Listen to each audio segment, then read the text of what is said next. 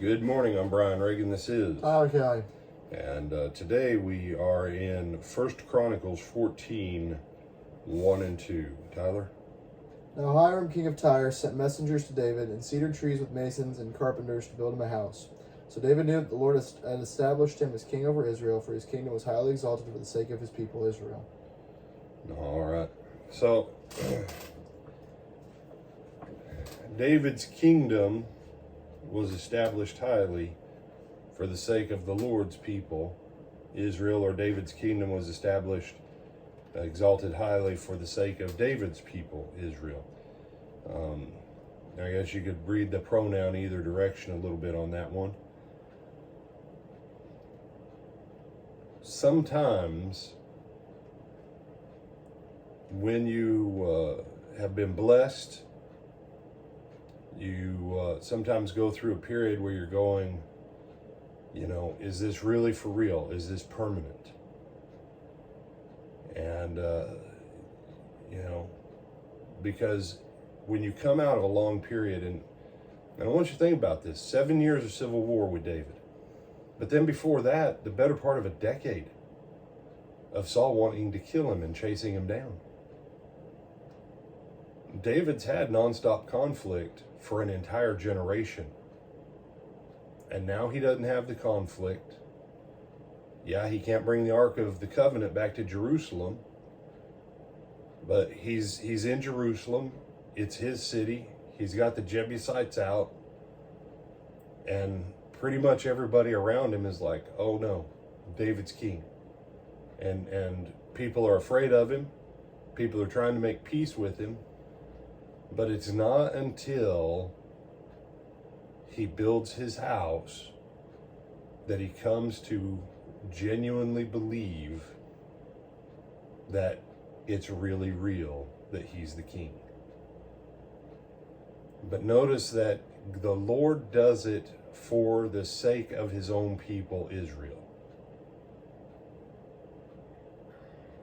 If you're a leader in the church or anywhere else, but especially in the church, and I say this to elders and deacons and preachers and leadership in local churches, if you're not going to help establish the permanence of your evangelists,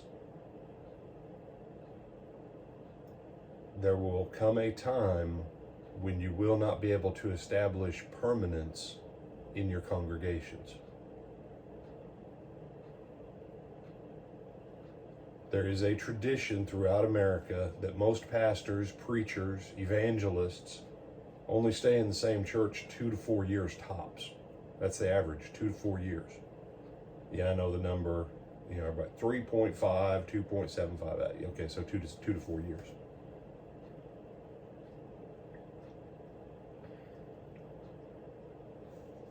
Permanence of your leadership is crucial to the growth of the people you lead. Continuous turnover in leadership causes disruption in the people. Now, I'm not talking about government of men. I'm talking about the kingdom of God. This is why Paul told Titus to establish elders in every church in Crete and to take care of the rest of other things that were lacking. Some people have this idea that an evangelist is only in a church for 6 months to 2 years. He needs to keep on moving. Okay. Yeah, you ain't heard that one yet? Yeah. No comment. Those are called missionaries. Missionaries keep moving. Evangelists, which is what Timothy was a basically permanent fixture at the church of Ephesus when Paul wrote him those letters.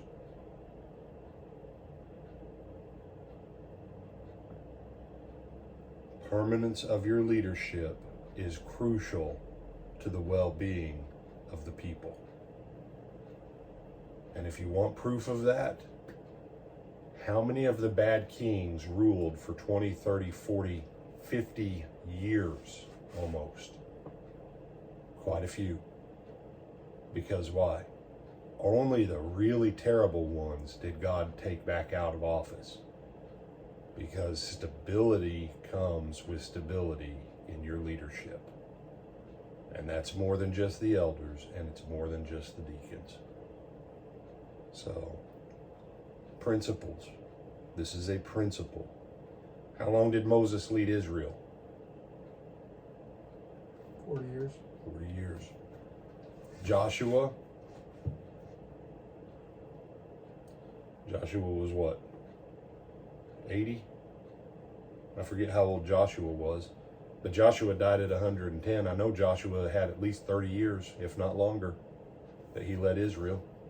Saul, bad King Saul, how long? 40. So, don't miss some of these principles. You can't run the church the way you run an American business. The church was here before American business. The church will be here after American business. The church is eternal. It always was. So with that, I'm Brian Reagan. This is Tyler Kelly. And we bid you good morning.